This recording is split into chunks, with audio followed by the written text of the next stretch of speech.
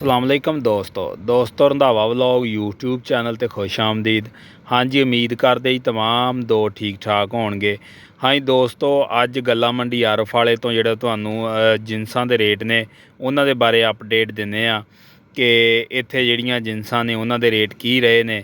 ਤੇ ਦੂਸਰੀ ਜਿਹੜੀ ਆਪਾਂ ਮੂੰਜੀ ਦੀ ਗੱਲ ਕਰੀਏ ਤੇ ਇੱਥੇ ਮੂੰਜੀ ਵੀ ਜਿਹੜੀ ਆ ਉਹ ਥੋੜੀ ਆਉਣ ਡੈ ਪਈ ਆ, ਤੇ ਉਹ ਵੀ ਤੁਹਾਨੂੰ ਦੱਸਦੇ ਆ ਵੀ ਕਿਹੜੀ ਵੈਰਾਈਟੀ ਆਈ ਆ ਔਰ ਕੀ ਰੇਟ ਲੱਗਾ ਵਾ।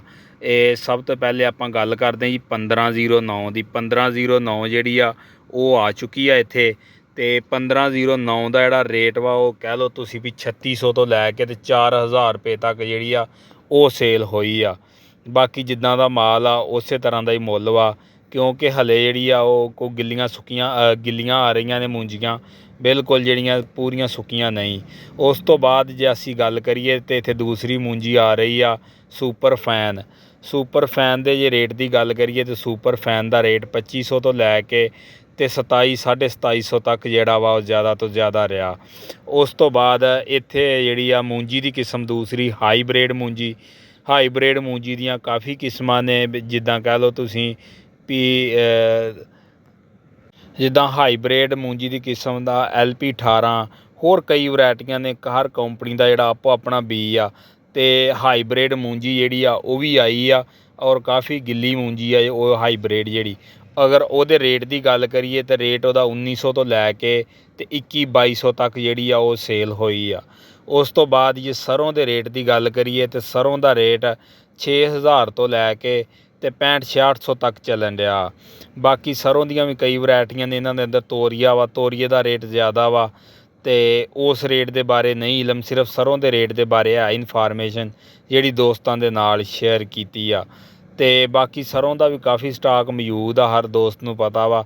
ਪਿਛਲੇ ਸਾਲ ਦੀ ਜਿਹੜੀ ਕਾਫੀ ਲੋਕਾਂ ਨੇ ਸਰੋਂ ਸਟਾਕ ਕੀਤੀ ਸੀ ਉਹ ਵੀ ਆ ਰਹੀ ਆ, ਔਰ ਨਵੀਂ ਸਰੋਂ ਵੀ ਆ ਰਹੀ ਹੈ ਜਿਹੜੀ ਇਸ ਸਾਲ ਦੀ ਸੀ। ਖੈਰ ਉਹ ਵੀ ਚਲੋ ਹੁਣ ਪੁਰਾਣੀ ਹੋ ਚੁੱਕੀ ਆ। ਉਸ ਤੋਂ ਬਾਅਦ ਆਪਾਂ ਗੱਲ ਕਰਦੇ ਹਾਂ ਜੀ ਮੱਕੀ ਦੀ।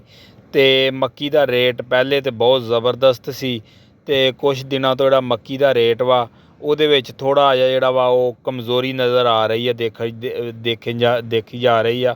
ਜਿਹੜਾ ਮੱਕੀ ਦਾ ਰੇਟ ਵਾ ਉਹ ਕੋ ਵੰਡਾ ਕੁਆਲਿਟੀ ਤੁਸੀਂ ਕਹਿ ਲਓ 1500 ਤੋਂ ਲੈ ਕੇ 1700-1800 ਤੱਕ ਜਿਹੜੀ ਸੇਲ ਹੋਈ ਆ। ਉਸ ਤੋਂ ਬਾਅਦ ਜੇ ਆਪਾਂ ਫੀਡ ਕੁਆਲਿਟੀ ਦੀ ਗੱਲ ਕਰੀਏ 12-13 ਮਾਕਸਚਰ ਵਾਲੀ, ਤੇ 12-13 ਮਾਕਸਚਰ ਵਾਲੀ ਜਿਹੜੀ ਮੱਕੀ ਆ ਉਹ ਤੁਸੀਂ ਕਹਿ ਲਓ 2000 ਤੋਂ ਲੈ ਕੇ ਤੇ 2100-2150 ਤੱਕ ਸੇਲ ਹੋਈ ਆ। ਇਹ ਜੀ ਜਿਹੜੀ ਅਜਨਾਸ ਸੀ ਜਿਨ੍ਹਾਂ ਦੇ ਰੇਟ ਆਪਾਂ ਦੋਸਤਾਂ ਨਾਲ ਸ਼ੇਅਰ ਕੀਤੇ ਆ। ਇਹ ਰੇਟ ਜਿਹੜੇ ਆ ਗੱਲਾਂ ਮੰਡੀ ਆਰਫ ਵਾਲੇ ਤੋਂ ਜਿਹੜੇ ਦੋਸਤਾਂ ਨਾਲ ਸ਼ੇਅਰ ਕੀਤੇ ਆ।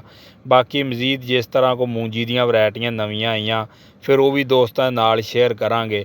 ਬਾਕੀ ਗੰਦਮ ਵਗੈਰਾ ਜਿਹੜੀ ਆ ਉਹ ਤਕਰੀਬਨ ਕਹਿ ਲਓ ਤੁਸੀਂ ਵੀ ਘੱਟ ਆ ਰਹੀ ਆ, ਕੁਛ ਹੜਤਾਲਾਂ ਦੀ ਵਜ੍ਹਾ ਤੋਂ, ਤੇ ਕੁਛ ਗੌਰਮੈਂਟ ਦੇ ਜਿਹੜੇ ਕੋਈ ਟੈਕਸ ਵਗੈਰਾ ਮਿੱਲਾਂ ਵਾਲਿਆਂ 'ਤੇ ਲਾਏ ਨੇ ਉਹਨਾਂ ਦੀ ਵਜ੍ਹਾ ਤੋਂ ਜਿਹੜਾ ਮੰਡੀ ਦੇ ਅੰਦਰ ਵੀ ਘੱਟ ਆ ਰਹੀ ਆ।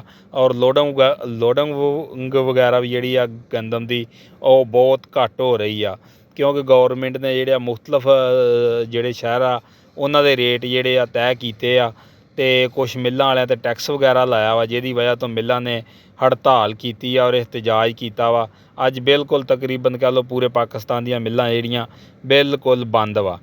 ਇਹ ਜੀ ਦੋਸਤੋ ਹੁਣ ਤੱਕ ਦੀ ਇਨਫਾਰਮੇਸ਼ਨ ਸੀ। ਅਗਰ ਸਾਡੀ ਵੀਡੀਓ ਚੰਗੀ ਲੱਗੇ, ਇਨਫਾਰਮੇਸ਼ਨ ਚੰਗੀ ਲੱਗੇ ਤੇ ਵੀਡੀਓ ਨੂੰ ਲਾਈਕ ਸ਼ੇਅਰ ਕਰੋ। ਚੈਨਲ 'ਤੇ ਨਵੇਂ ਤੇ ਚੈਨਲ ਨੂੰ ਸਬਸਕ੍ਰਾਈਬ ਕਰੋ। ਓਕੇ, ਅੱਲਾ ਹਾਫਿਜ਼।